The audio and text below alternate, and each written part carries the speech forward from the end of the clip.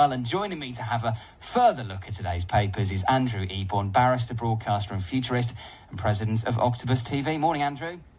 Good morning, the award-winning James Hanson. How are you? It's a joy to join you. Good morning. Thank you so much for coming on the programme, Andrew. Let's start with the front of the Times, because it's not often we can say that there is some, with the emphasis on some, good news when it comes to the cost of living. It's been a while, but the absolutely. Times saying earnings are going to rise faster than inflation next week.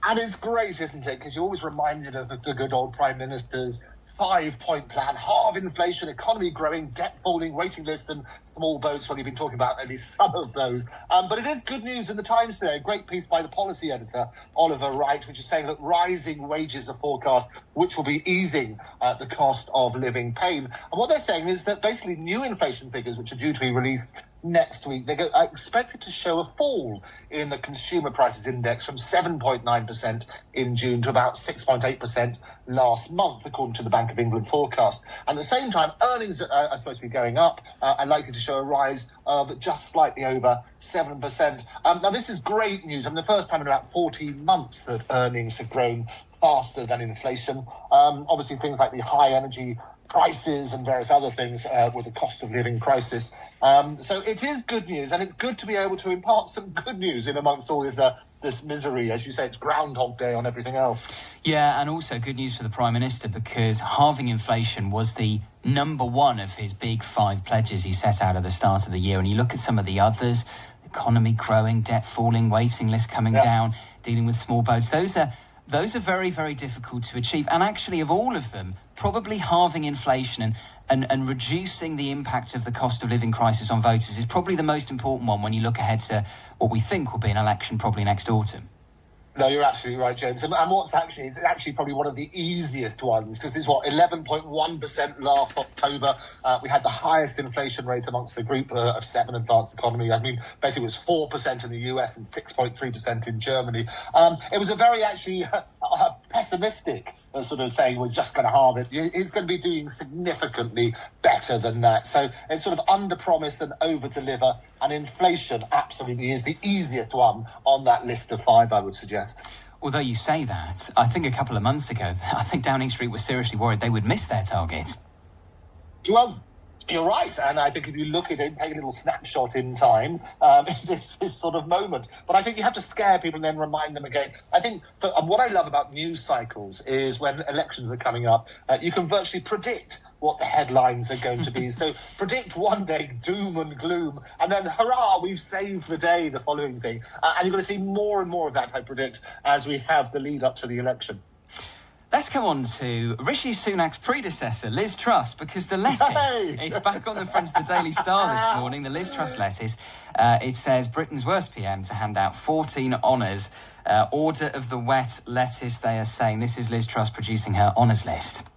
Oh, absolutely. And the reason I wanted to pick the story as well is because your award-winning, which I mentioned in the beginning, your game-changing interview for the Broadcast Press Guild Awards. And I just listened to it again. I would urge every one of your glorious listeners to do the same. Fantastic interview with Liz Truss, which you did, which won the jury prize. It is extraordinary, isn't it? She was the shortest-serving Prime Minister. And it was predictable yet again that the honest list is going to be hitting the headlines. But as soon as, all credit to the Star, you might recall that, I know you basically recall, but everybody will turn around and they had this little video cam on this lettuce saying that this lettuce was more likely to outlive Liz Truss's time as Prime Minister. And that's exactly what happened. I think people even ate the lettuce at the end to celebrate. But she was Prime Minister from the 5th of September 2022 to the 24th of October 2022. She had an extraordinary innings with crazy budgets and so on and so forth, and U-turns here and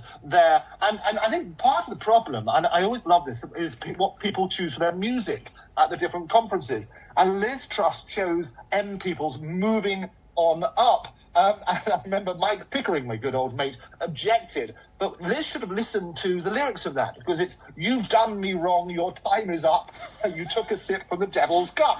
Well, there you go. It's all predicted there. They pick these glorious ones, and they don't really listen to the lyrics. So it was all predicted there. But I think, yes, poor old Liz back in here. And again, it's going to be predictable, because they're sort of saying how many it is. It's sort of whether, if you count the relevant people there, the Truss has nominated 4 people for life peerages and 12 for honours such as knighthood, damehood, OBEs, etc., etc. And all sorts of names are going to come out. They've been suggested at the moment. Some people have said they've turned it down because it'd be too embarrassing on that sort of side. But yes, a predictable headline, and well done for the Star.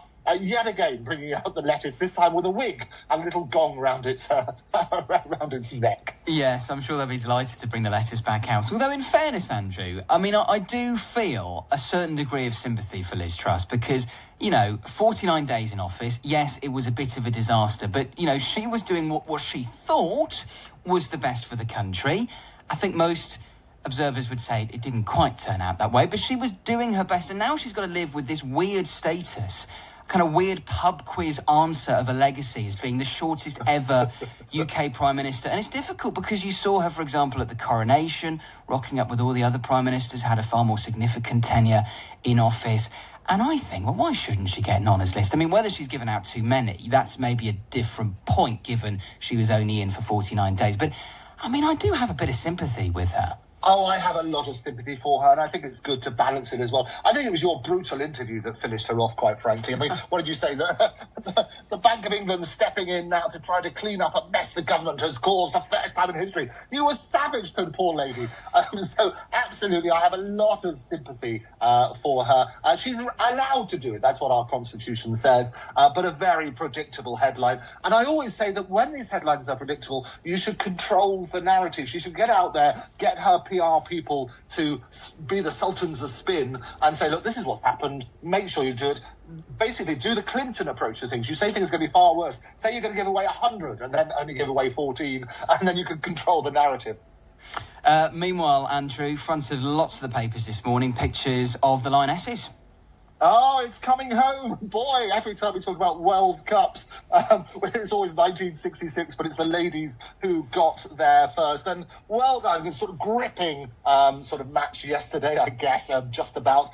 Strange sort of goings on with Lauren James stamping on the 87th minute. Yeah, sort of a David Beckham moment, wasn't it? It was an extraordinary David Beckham moment. I say history repeats itself, and it gives all the pundits, and I know you've got some brilliant pundits coming up later as well, it gives them all an opportunity to talk about that. But 4-2 on penalties, which is quite extraordinary. And England obviously qualified for the FIFA Women's World Cup 7 times. They reached the quarterfinals, if I remember rightly, in 1995, 2007 and 2011. And they finished 3rd in 2015 and 4th in 2019. And of course, we did incredibly well at Euros in 2022.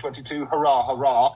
And if you look back at what happens, I mean, it's Octopus TV Day today, the 8th of the 8th. Every year we have it, my company. And we used to do the streaming in the good old days when they couldn't get a main sort of TV audience. But I was looking back in basically in September 2011, and lots of the matches then, we were broadcasting on streaming services the UEFA Women's Euro 2013 qualifier. What's happened now, front and centre, women's football has come to the forefront. And what I love about it and really applaud, it's been inspirational for a whole generation of girls to say, hang about, we too can be brilliant at sports and play football and so on and so forth. So all credit to them. What they have to remember is that when they're on the pitch, try not to lose your temper, because you are those icons and people are looking up to you. Yeah, it's true. There's a very, very well-reviewed play on at the National Theatre in London at the moment, I think called Dear England. It's a James Graham play. Yes. It talks about the Euros, the men's Euros in 2021, when obviously we lost in the final and we had the heartache over the penalties and whatever. No such difficulty for the Lionesses when it comes to penalties. I mean, they need to give the men's team some advice, don't they?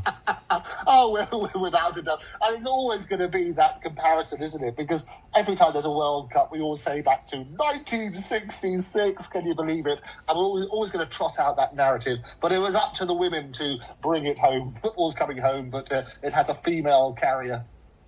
Andrew, great to chat. Thank you so much for your time this morning. Andrew Eborn, barrister, broadcaster and futurist and president of Octopus TV, with a look at this morning's papers.